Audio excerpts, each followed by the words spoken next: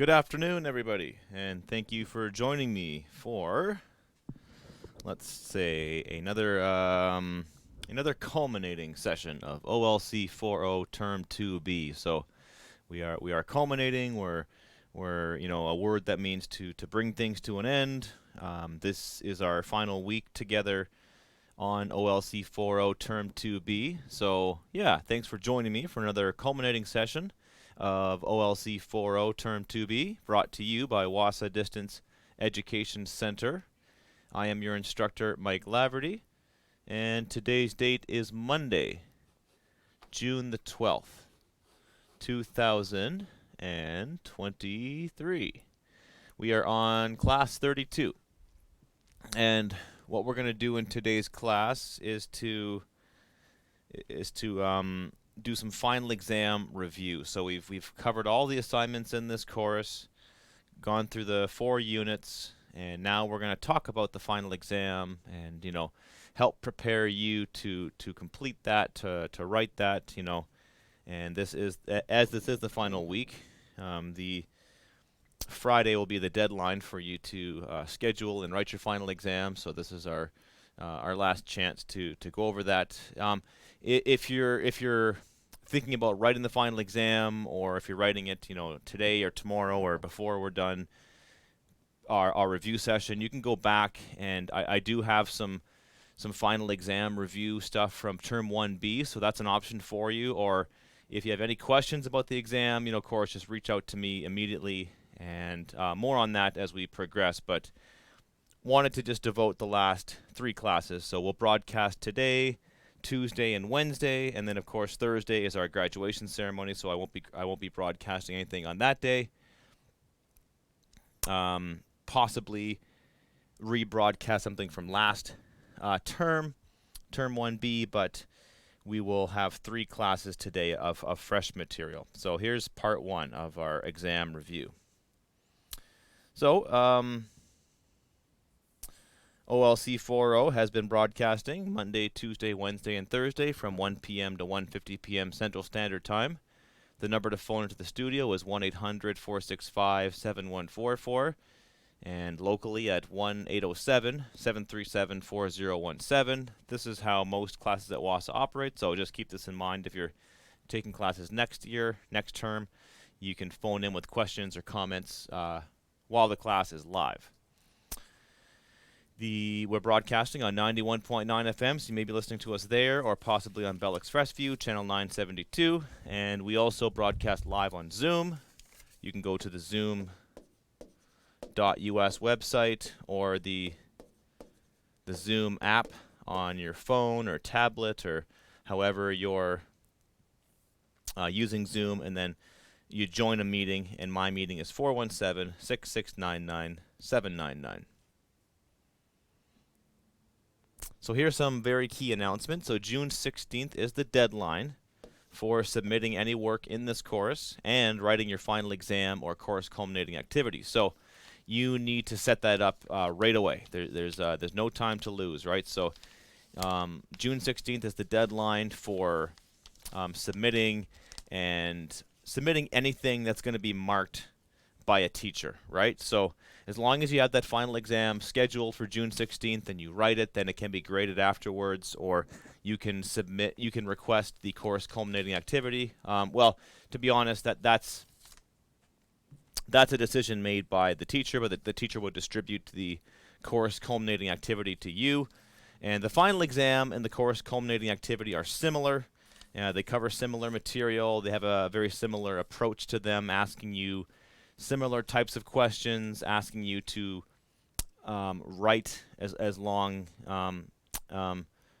write as well as read. So there should be no big surprises there with the final exam or the course culminating activity. You will be asked to read certain passages and respond to them, and you will be asked to do some writing on your own. So if you can't make that June 16th date work for you, you can ask for an extension, but you have to contact me ASAP, as soon as possible. You would need to contact me today, tomorrow, as soon as you possibly can. So that is an option, but you have to put a formal request in, and it may or may not be accepted. So really important if you feel like if you're on the edge here, if you have some assignments to submit, and Friday is June 16th, so that date's coming up very soon. If you can't make that deadline work, then you have to register for the summer term, or the fall term of 2023, and then you'd have to start all over again. So that's the situation we're trying to avoid. So please reach out to me or phone the WASA office if you have any questions about that June 16th deadline and your progress in this course. Okay, so yeah, we've wrapped up units 1, 2, 3, and 4, and week 9 we will be devoting it entirely to preparing you to write that final exam, or write the course culminating activity, which again is an assignment that you complete on your own time instead of a timed 2-hour final exam. But that's a decision your teacher will make. Option 1 is the final exam. That's always the number 1 option. And if we can't make the final exam work, then we think about distributing the course culminating activity. Okay, so you can also watch my videos on YouTube, as I've mentioned. So go to my YouTube channel. That's Laverty WASA. You can check out my playlists. OLC4O. They're arranged by term. I've got term 1B, term 2B, and they're also organized by unit. Right? So you can just find the unit you want, find the assignment you're looking for. Please reach out to me directly through email. That's mlaverty@nnecschools.org, or on Facebook. Find me at laverty space WAHSA. That's Laverty WASA. That's the best way to communicate with me. Please phone the WASA building here in Sioux Lookout at 1-800-667-3703. That's our free long-distance number. Phone that number, 1-800-667-3703, if you've got any questions about this course, about graduating, about getting your credits, about picking your next courses. So now is the time to do that. Please reach out right away. So at this point, you should have completed all your unit assignments.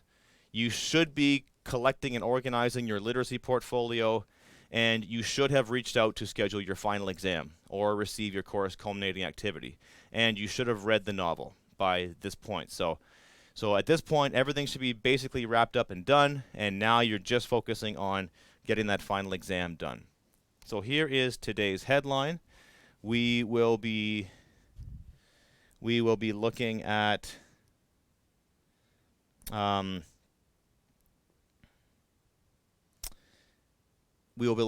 images and words of the day. We'll look at our headline, and we'll be reviewing practice final exams. So I'll show you a website.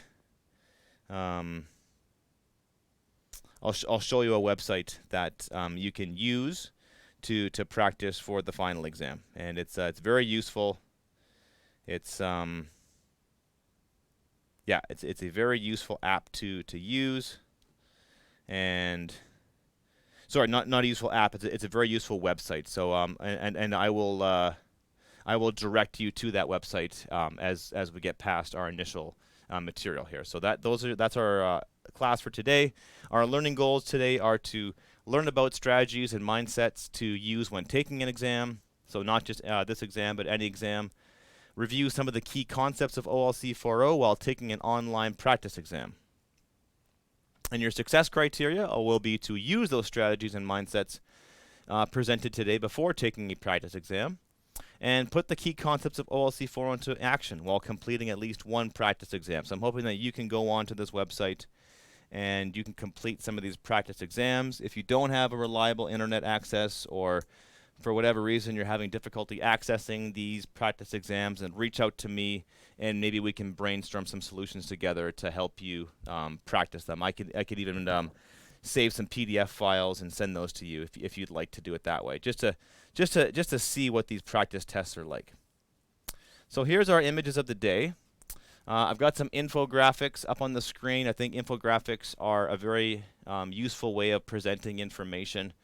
This is the progress of global literacy. This is showing how people have become more literate over time. More people have begun to read and write around the world. But at the same time, there are many people almost 250 million who are considered illiterate around the world. So 2 out of 3 illiterate people are women in the world. The lowest rate of literacy is 17%. This is among ethnic groups in Nepal. So you just have lots of information about literacy and the importance of being literate. So, and it is, it is a human right, to be literate, to read and to write, to understand things. One of my favorite books is Animal Farm by George Orwell, and if you haven't read it, it's a great book. I recommend it to anybody. It's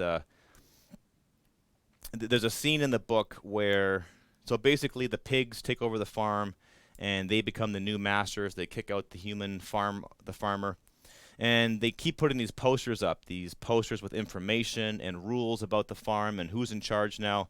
And a lot of the animals on the farm can't read, and the ones who can't read have to rely upon other people to explain it to them. And it's funny, but it's a really dark kind of humor. And often the person trying to interpret the signs don't really get it either. So I think that's one of the most important reasons to be literate is to have control over your life and to understand when other people are taking advantage of you or oppressing you or giving you a bad deal in life. That's it's great to be able to read books and things like that and to enjoy literature, but I think maybe more importantly it's good to understand like landlord agreements and contracts and just to know when potentially people are kind of giving you a bad deal. That's just a better look at one of those infographics, one of these graphs that's showing the rise in literacy levels around the world and some of those literacy stats. Okay, let's jump into some words of the day. So, and one relevant Anishinaabe-Moan word is gagwejitun is a verb which means to try or to test it.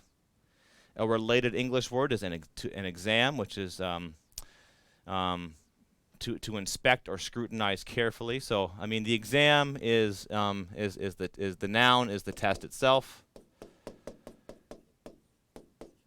And to exam, and then to examine is a verb which means to inspect or scrutinize carefully, to test the knowledge, reactions, or qualifications of a pupil, a candidate, etc., as by questions or assigning tasks. So that's really what's happening with your test and your final exam in OLC4O. We are seeing, how well you've picked up on these concepts, these reading skills, these writing skills. Here's our Anishinaabe-Moan words, 2 other ones. Gagweji is a verb which is she or he tests strengths, exercises, works out, practices. And gagwedwe is she or he asks questions, inquires. Some related English words. A question. This is a sentence worded or expressed so as to elicit information. From the Latin quaerere. I always struggle with these Latin pronunciations. To ask or to seek. An answer is another noun, is a thing that is said, written, or done as a reaction to a question, statement, or situation. From the Old English answarian, to swear. Right. That's the. To answer was literally to swear, to tell the truth as best as you know it, which is what you'll be doing on your final exam, just giving an answer to the best of your ability. All right, so for our article of the day, I wanted to bring up this one. So I've been doing a lot of research on this. It's a topic that I'm really interested in. It really freaks me out at the same time, but I think it's something you can't really ignore. So the title of this article is How ChatGPT, Other AI Tools Could Change the Way Students Learn, written by Salman Faruqi last December 23rd. While AI programs raise concerns around cheating, they're also an opportunity for educators to better prepare students to use the tools available to them in society, says Earl Woodruff, chair of the Ontario Institutes for Studies and Education at the University of Toronto. So that's our headline. How ChatGPT, other AI tools could change the way students learn. So ChatGPT, that's of course a proper noun. It gets capitalized. It's so capital C, capital GPT. Other AI tools. So these aren't just tools; they're other related AI tools. So that's again two adjectives modifying a noun. Could change the way students learn.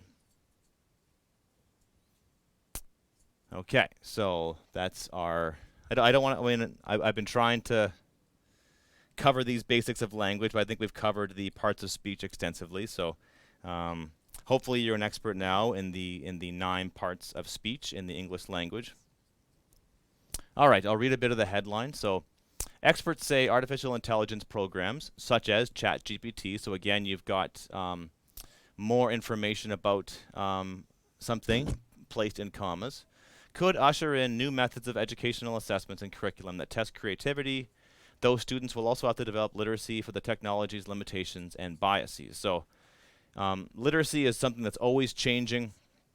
I just think, how much the world has changed since I graduated in high school in 1999.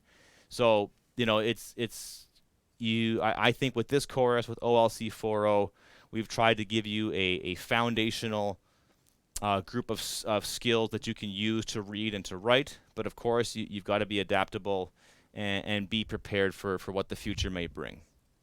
ChatGPT is an AI chatbot that has caught the interest of people worldwide for its ability to construct succinct, informative answers to even subjective or complicated questions in plain language. The program comes up with thoughtful answers in seconds for such questions as, was Romeo and Juliet a good play? Or who was the most important Canadian Prime Minister? So that's what ChatGPT does. It generates a whole bunch of text, and that's why there's been concerns, and students are just using the software to generate some text and to hand in that text and pass it on as their own. And I guess the debate now is, is it okay for a student to generate a bunch of text in the same way they can just Google articles and read things online, and then just use the software as sort of like a jumping off point, or just like to give you an outline for an essay. So there's no real easy answer to these questions, and you'll have to check in with your teachers, especially if some of you go on to post-secondary education, go to college or university, and just be really straightforward and upfront with where you get your text from. So I personally believe that there's a real value and a real importance to learning how to construct a sentence on your own, to learn how to compose things on your own without the assistance of technology. I just think it's just good to have that skill within you. There's a similar debate in the music world where people are using AI to generate music. But some of these musicians are using it to generate, like song ideas, and then they take those song ideas and they make it on their own. So this whole idea of reader and writer is getting really messy with this introduction of artificial intelligence and its ability to just generate, chunks of text for us to use. So it certainly seems like the beginning of a brave new world, which is a great novel by Aldous Huxley. That another book I highly recommend to anybody. That's an awesome novel to read. But it's a new world, and the concept of literacy is becoming much more complicated. Earl Woodruff, chair of the Ontario Institute for Studies in Education at the University of Toronto, said that while AI programs are a real cause for concern around cheating, they're also an opportunity for educators to better prepare high school and university students to use the tools available to them in society. So I mean, there are negatives about AI, there are positives, but I guess my closing thoughts here is just to be straightforward and to let your professor or your teachers know where you're getting your ideas from, and to cite things correctly, and not to use software like this to just generate text and to hand it in, because I think one of the benefits of literacy is it gives you the ability to tell your story and to tell what you've been through and to develop your personal style as a writer. So I think that people are going to use things like AI, and even myself. I sometimes use Grammarly.com, and it'll review sentences and paragraphs that I've read, and it's sort of like the autocorrect tool on your phone or the spell check tool on a word processor. it gives you recommendations like, okay, you said it this way, but maybe you should have said it that way. So I think that's totally fine and that's understandable. But yeah, it's an interesting debate. It's an interesting topic for sure. And I just wanted to include that in our discussions of OLC4O. Okay, so moving right along.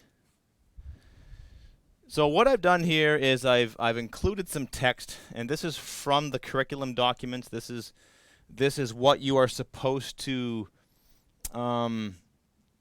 This is what you're being graded on when you write your final exam or when you write the course culminating activity. So students will demonstrate there. So you're demonstrating your understanding of directly stated ideas and information in a text. So remember, directly stated ideas are things that are actually said. So that's what directly stated means. This is actually said / these are, words in the text. So if a text directly states something, you can point to it. You can say on paragraph 5, the author says this, or on the second page of the report, they list this information. So it's in the text. It's directly stated. You and I can't debate on whether it's there or not. It's just there. It's in the text, and that's so you have to demonstrate your ability to understand those directly stated ideas and information. Indirectly stated is, of course, this is what we usually call reading between the lines. So reading between the lines / this is like implied information, right? So this is information that you have to kind of draw out yourself. You have to sort of make inferences. You have to make guesses. Based on some of the information in the text, I think the author is really saying this, right? So that's indirectly stated ideas, right? So, and then you're being tested on your ability to make connections between your personal knowledge and experiences and the ideas and information in the text, okay? So that's our reading strategy. So understanding what's in the text, understanding, other examples of indirectly stated ideas and information is like how a text is organized, what its main theme is, what its purpose is, the audience they're trying to read. So those things might not actually be said by the reader or by the writer, but you can figure them out using your knowledge of different kinds of writing. And then you need to make personal connections with the text, right? So just reading something and then understanding how it can possibly connect to your life.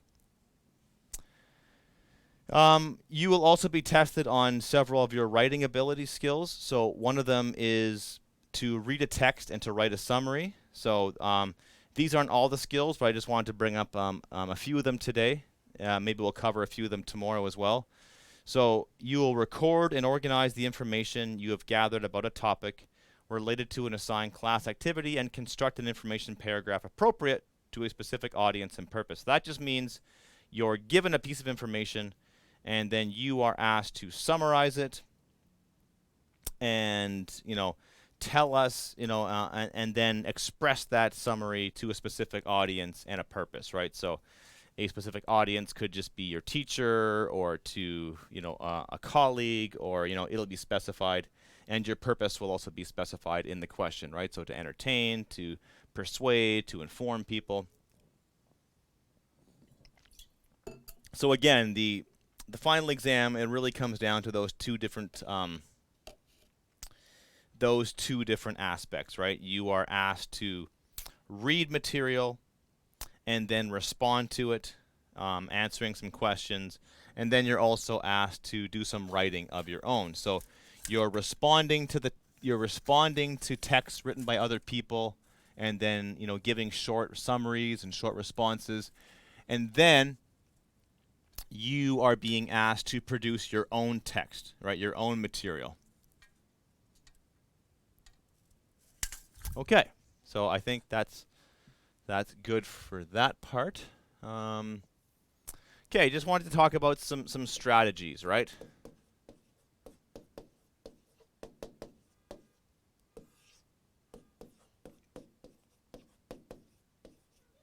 So here's one that I like to do. Take a deep breath. Right? Take a deep breath. Or 10. and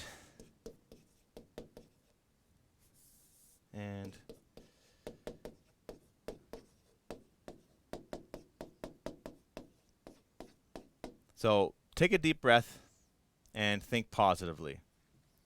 So take a deep breath and think positively. You know, tell yourself that you can do this. So think positively about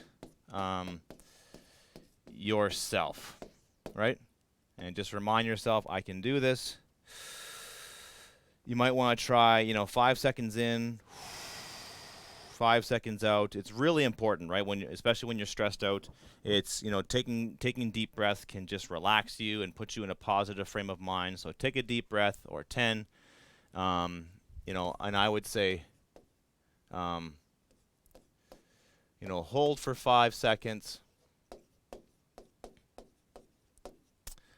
exhale for 5 seconds.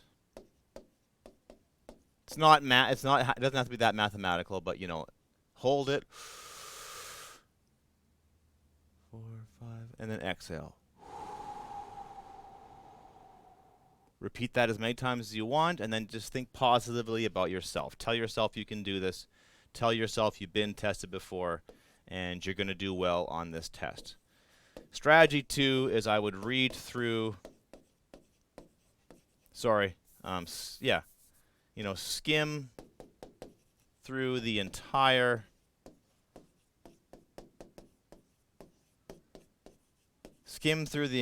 exam booklet.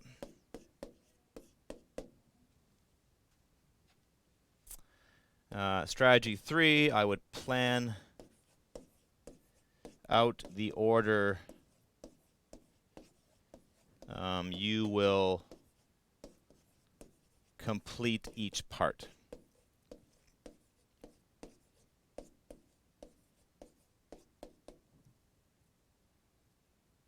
And then I would say I'll close with this. Strategy 4 would be, begin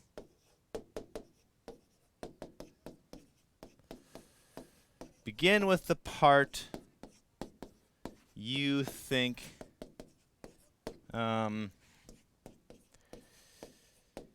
you will do the best on. I don't like how that's phrased.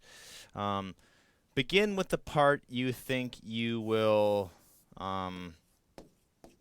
get the highest grade. Begin with the part you think, let's try this. Will give you the highest grade. Right, so just choose the part you think you're going to do the best on. That's going to give you confidence. That's going to give you momentum, right? And then the last strategy here would be to watch the time. Watch the time / be strategic. So look at how much the assignments are worth.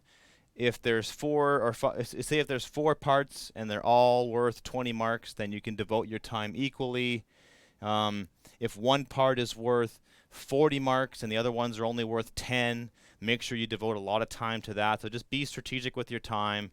Make sure that you have allocated enough time to complete the assignments, right? So again, these are my general strategies I would suggest that you use. So number 1, take that deep breath, long inhale, long exhale.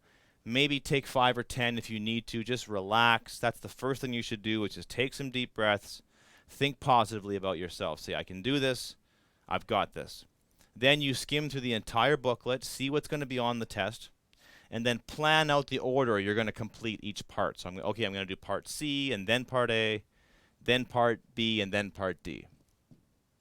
Once you've done that, begin with the part you think you're going to get the highest grade on. So pick the part of the exam that you feel the most confident about, that you can just jump in there and write it, and start with that. Give yourself some confidence. And then strategy number 5 is to watch the time, pay attention to how much time is going by. You need a watch or a clock on the wall, and just make sure you give yourself the best chances of doing well on this exam. All right, so as I mentioned at the start of today's class, I would like to go over some of these practice tests with you. So there's a great website called OntarioLiteracy.ca, and you can practice for the final exam online. And so you can use that website to complete practice tests, and they're based on previous years of the Ontario Secondary School Literacy Test. So this test has been around for a long time. I think it came into existence about the year, I think it was 2000 or 2021 when that came online. And yeah, I think that's when that came online. And I think it was basically right after I finished high school, so I never had to write this thing. But for people who do have to, for people who are in high school now, they have to write this test, and if they can't pass it, they have to take the Ontario literacy course, which is the course we're teaching right now, OLC4O. So that's yeah. So you either have to write that literacy test or you have to complete the literacy course. And I know it'd be great if you could just take the test, but I know it's not an option for many of our students, and that's why many of our students register for this course. So, but that being said, the literacy course and the literacy tests are very closely aligned. They're very similar. They test the same reading skills. They test the same writing skills. They're testing the same literacy skills that we've been covering in this course. So by completing that practice exam, it'll just kind of hopefully put your mind at ease and just let you know what to expect, on the test, okay? And that's why I'm going to pull up a few of these right now.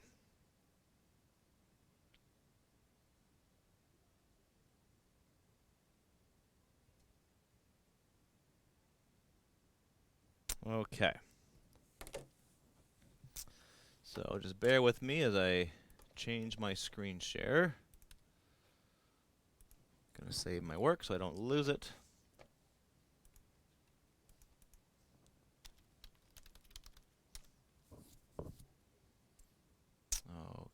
Okay. I'm going to share my screen with everybody. And so you can go to OntarioLiteracy.ca, or you can go to online practice exams, Ontario literacy, and there we go. We've got the OSSLT practice tests. So it's a set of interactive multiple choice quizzes based on the released portions of the Ontario Secondary School Literacy Test. So these have been released by the EQAO. That's the Education Quality and Accountability Office. And for some reason it does not want to come up, so let's try that again. Okay.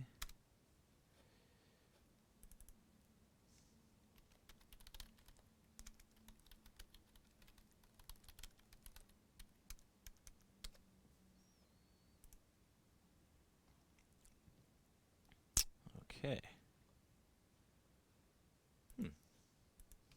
Oh, that's not good. That website is not coming up for me. So this is the Ontario Secondary School Literacy Test. This is the Education Quality and Accountability Office website.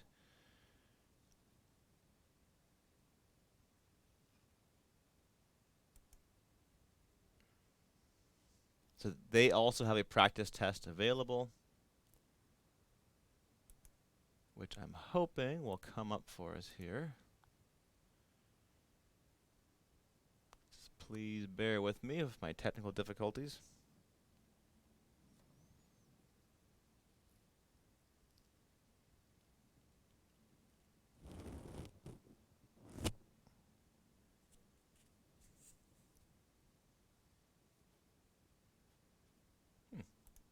Okay, gonna change strategies. We'll try a different browser. Sometimes that does work. When in doubt, try Firefox.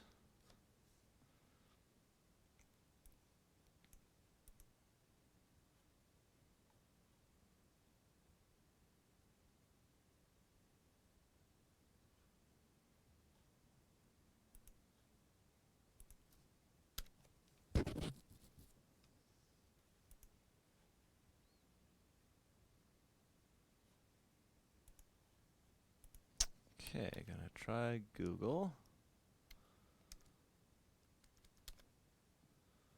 Okay, Ontario practice. Oops.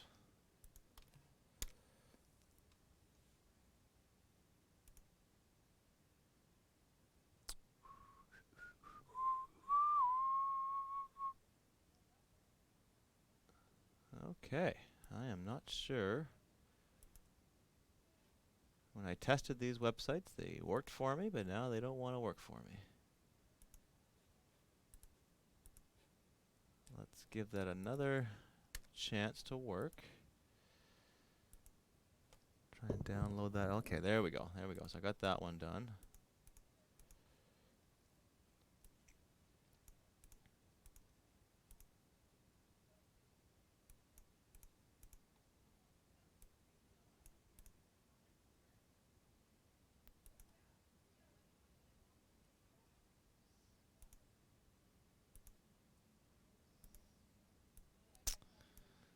Okay, so that's not exactly what I was looking for. Let's go back to Firefox, see if that's working for me. All right, well.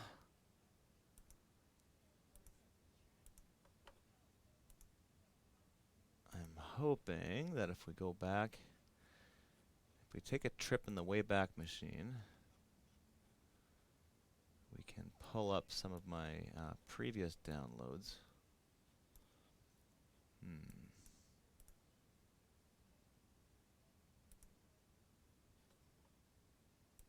Because I know that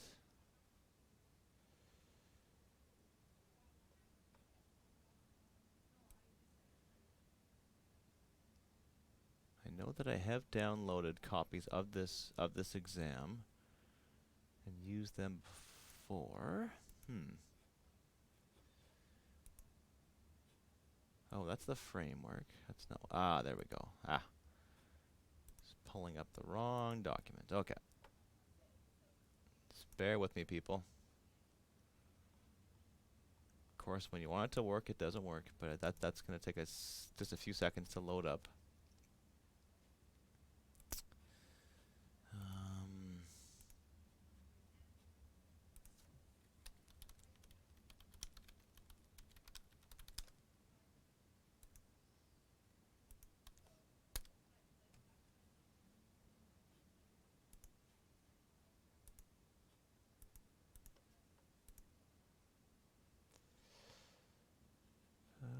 Okay.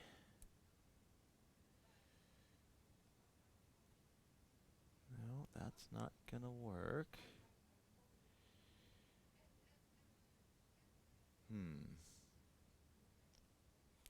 Well.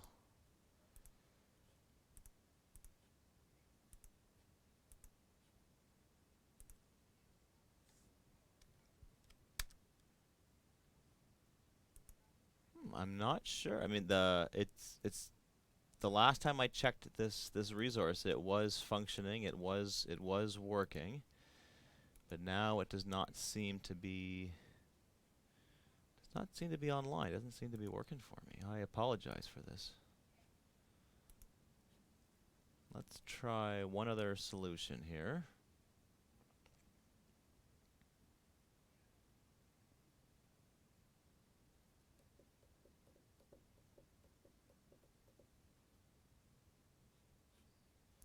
Okay.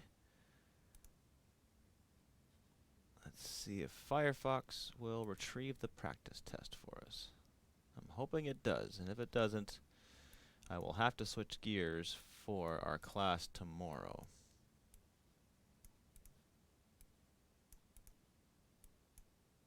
Thankfully, I do have the practice exams that you can look for on my YouTube channel. So maybe what I'll do is I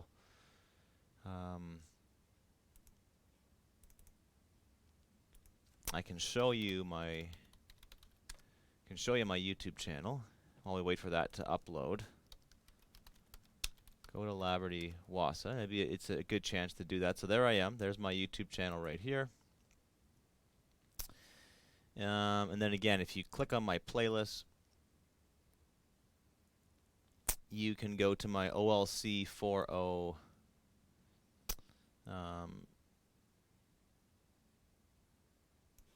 final exam playlist. So here we go. And in this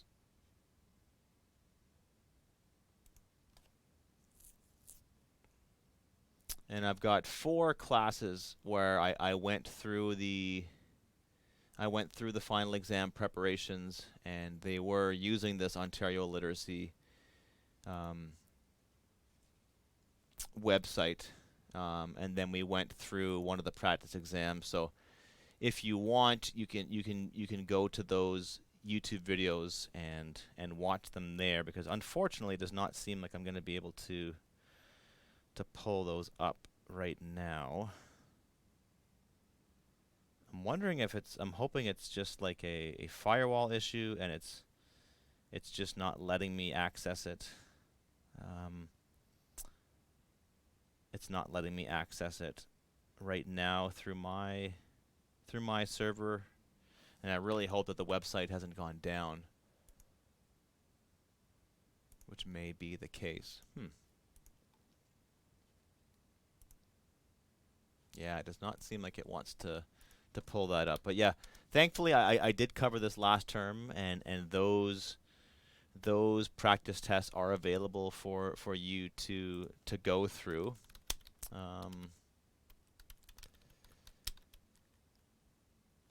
Yeah, I'm hoping the website has not been shut down or been deactivated, so I'm hoping that's not the case. So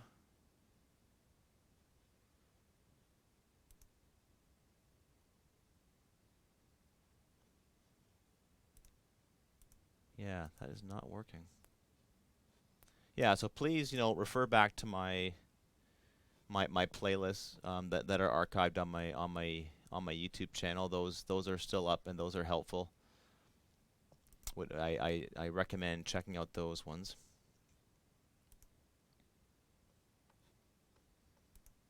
Okay. Well, so it does seem that other organizations have put these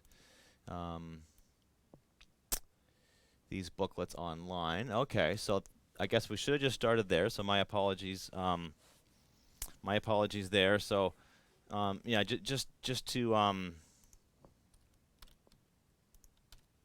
I just didn't want students to be pulling up just sort of random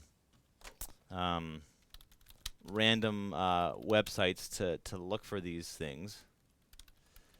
But a quick Google search, Ontario Literacy Test Practice, brought up some resources. So we have school.web.tdsb. So this is the a Lakeshore school district board. They have put a practice test up. Yeah, it looks like some school boards have put up practice tests that you can study for and you can use. So what we'll do is tomorrow I'll do some research, and I will dig up some of these practice exams, save them as PDFs, and then we can go through them. So once I have a chance to vet them, then we can do that. This is basically how it looks. It's written in booklet format, and we could maybe practice some of those strategies for for reading through a practice exam.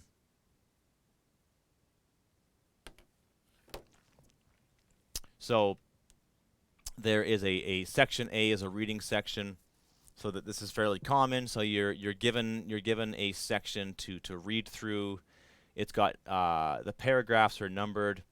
Then you're given multiple choice questions that are relating to this to that specific reading. So again, you're doing the directly stated information, the indirectly stated information.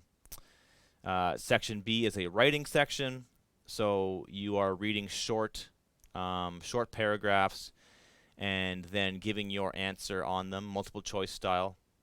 Section B is a writing assignment, where again, Section C is another reading assignment. So you're reading an article and then answering specific questions about it. Again, every paragraph is labeled. And Section D is a writing section, so you are being asked to identify an important environmental issue, use specific details to explain why this is important, and your test may or may not give you more specific instructions. It might tell you how many paragraphs to write, how many sentences should be in each paragraph. It may be detailed like that. It may not be, but just depending on what you're given. So in this case, you would follow the writing process, and obviously you don't have time to go through extensive revisions, and I would recommend that you be strategic with your time, see how much time you have to read and to write, and see how much time that you have to respond to these specific questions, right? You want to be careful with your time. You don't want to spend too much time revising and editing if it's going to take away from you answering other parts of the questions, other parts of the exam. So I really keep that in mind. Part E is you're writing a news report based on the headline and picture above. So, they give you a picture, they give you a headline, and then you practice that skill that you developed in this course. Writing information paragraphs, writing writing a specific document, in this case a news report. So and then using those strategies of including the who, what, where, when, why, and how, and listing the most important information first, talking about our inverted pyramid style of writing a news report, where the most important information is at the start and the least important information comes at the end, okay? And Section F is another reading section where you are reading something and then answering some multiple choice questions. So maybe tomorrow we can have a look at this specific practice exam from 2015. And I'll save that to my desktop right now so it is available. Yeah, so tomorrow we'll do this one for sure. We'll do that one together. And I'll see if I can find another one and maybe just see what's wrong with that Ontario Literacy website. Maybe I'll try accessing it from home, see if I can get it to work from there, and I can download some of the material that way. But for now, I think that's where we will end things for today. Yeah, so thank you for tuning in, and we will continue our discussion of the final exam tomorrow.